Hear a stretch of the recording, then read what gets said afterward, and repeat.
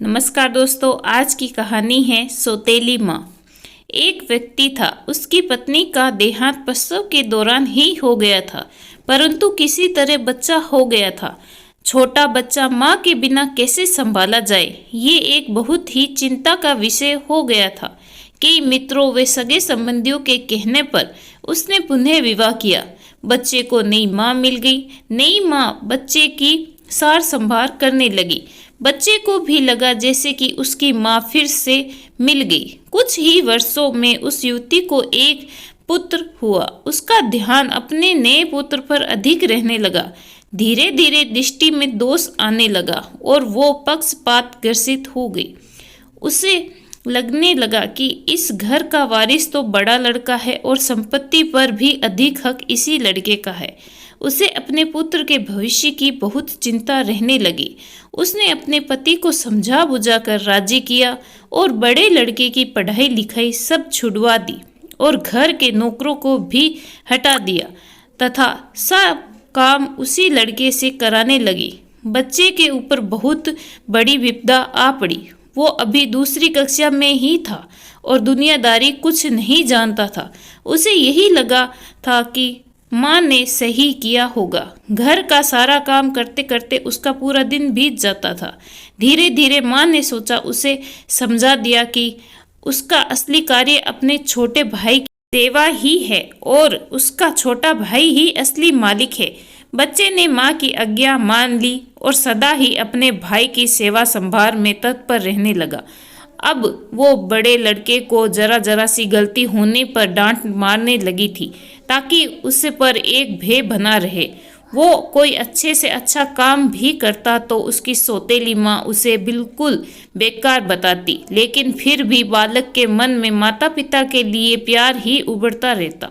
वो उसे सौतेली माँ नहीं मानता था। ये उस औरत ने घर के पूजा पाठ का जिम्मा भी उसी बच्चे को दे रखा था। अतः उस बालक की बुद्धि धीरे धीरे आध्यात्मिक होने लगी। जैसे जैसे वो बड़ा होने लगा उसे सच्चाई समझ में आने लगी, लेकिन वो अपना सब दुख भगवान से ही कहकर संतोष कर लेता था और उसका सारा दुख समाप्त हो जाता था।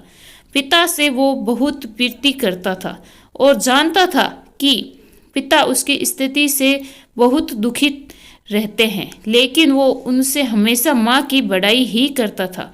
पिता का होना ही उसके लिए बहुत था, परंतु उसके पिता भी एक बीमारी में चल बसे और वो बिल्कुल अकेला हो गया। बस भगवान ही उसके रह गए।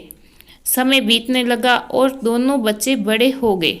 अब घर का सारा अधिकार सौतेली माँ के हाथ में था। योजना के अनुसार बड़े बच्चे की शादी उस औरत ने बहुत ही गरीब घर व अनपढ़ औरत से करी और अपने पुत्र की बहुत बड़े घर में वे पढ़ी लिखी युवती से करी। उसने बड़े लड़के को नौकरों वाले घर में से एक घर दे दिया और उसकी पत्नी को भी बता दिया कि उसका असली कार्य मालकिन यानी छोटी बहू की सेवा करना ही है। छोटे लड़के के लिए उसने बहुत बड़ा भवन बनाया था और स्वयं उसी में उन्हीं के साथ निवास करने लगी। बड़ा लड़का खुशी से अपना जीवन व्यतीत करने लगा और पत्नी के साथ माँ व छोटे बच्चे के परिवार की सेवा करने लगा। छोटे लड़के की स्त्री को उसकी माँ बहुत ही अखरती थी।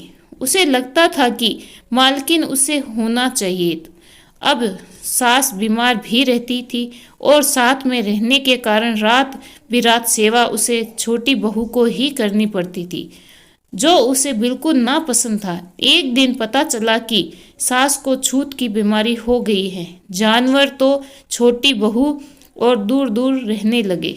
उसकी आंखों में सांस खटकने लगी। उसने अपने पति से कह दिया कि इस घर में या तो वो रहेगी या उसकी माँ। छोटे लड़के पर अपनी पत्नी का जादू चढ़ा हुआ था। उसने अपनी ही माँ को घर से बाहर निकाल दिया और उसे वहीं नौकरों के घर में रहने को कह दिया। अब माँ भी वृद्ध हो गई थी और अचानक हुए इस घटनाक्रम से एकदम बदहवास हो गई। उसे अपने जीवन भर की पूंजी व्यर्थ जाती दिखी। वो तो अपने इस बेटे के ऊपर पूरी तरह निर्भर थी। उसने सपने में भी ऐसा नहीं सोचा था। उसे लगने लगा कि अब उसकी सेवा कौन करेगा।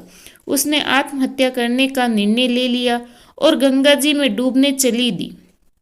बड़ा लड़का कहीं बाहर गया था और उसे कुछ पता नहीं था। वो एक घाट से गुजर रहा था, शोर सुना तो देखा कोई नदी में डूब रहा है।